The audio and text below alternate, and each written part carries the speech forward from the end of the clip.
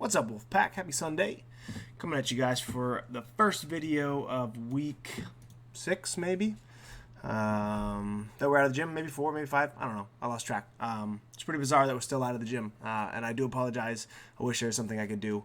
But until we get more information, you know, we've got to just continue to follow the curve and make sure that we stay safe so that we can open back up forever and never have to close again. Okay. I made a post earlier today regarding the personal programming that we're releasing for May, or basically right now. So if you haven't checked it out, go back to the Facebook page.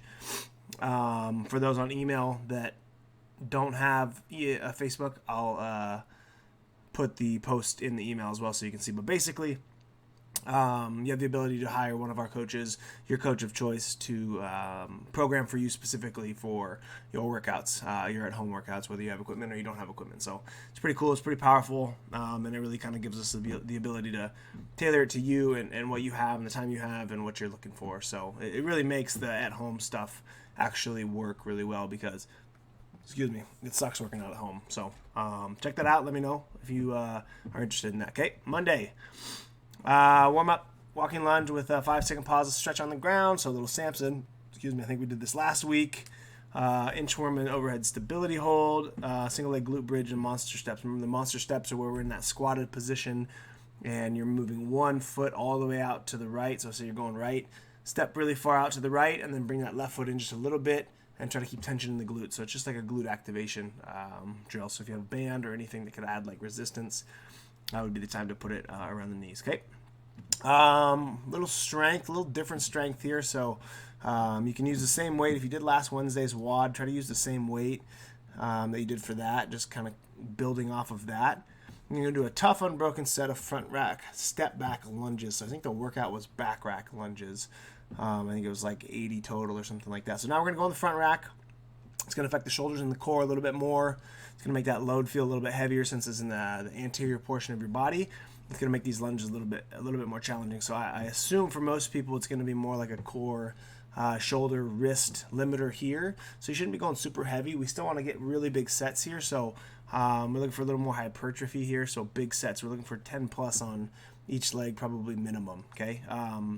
12 to 15 will probably be really good, but that much time under tension in the front rack position is pretty tough. So if you have a good rack position, it might be okay. If not, it's going to be a little more challenging. So if you really can't get much out of these lunges from the front rack just because the rack position is so limited and your wrists and shoulders do give out soon, do as many as you can on the front rack and then put it right on the back and then get a bunch more in. Okay, so we want to get some kind of leg stimulus, but if we can't achieve that from the front rack position, throw it on the back. Okay, floor press, same thing.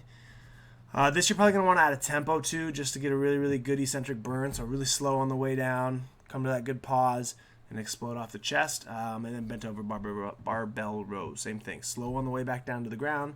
Keep those shoulder blades pulled back, and then squeeze and pull that thing all the way up to the chest. Okay. 2 to 3 sets. So you're just going to AMRAP this one, rest as long as you need. AMRAP this. That's one set, and take as much time in between as you need to make sure we're getting big sets here. Right? We're looking for big numbers, okay?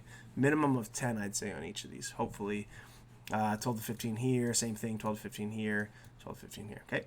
And then we got interesting workout, pretty much the exact same thing as the Chief, minus the rest periods. So the Chief was like 5 rounds, 3 on, 1 off.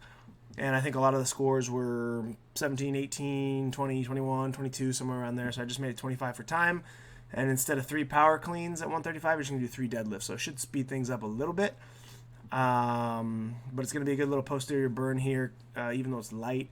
As the rounds accumulate and you keep moving fast through the push-ups and the air squats, I think your lower body's going to get pretty tired. So this one should be fun. I assume Chiefs 5 rounds for, it's around 20 minutes, right? So I think somewhere 15 to 20 minutes without rest would be a pretty good time here because you're going to be taking some, obviously, time in between movements and whatnot. So that's all I got for Monday. Hope you guys enjoy this one. Have fun with it. Like I said, if you're interested in the programming, let me know. If not, we'll keep on keeping on. I'll see you on the video tomorrow. If you need anything, you know where to find me. Peace out, Wolfpack.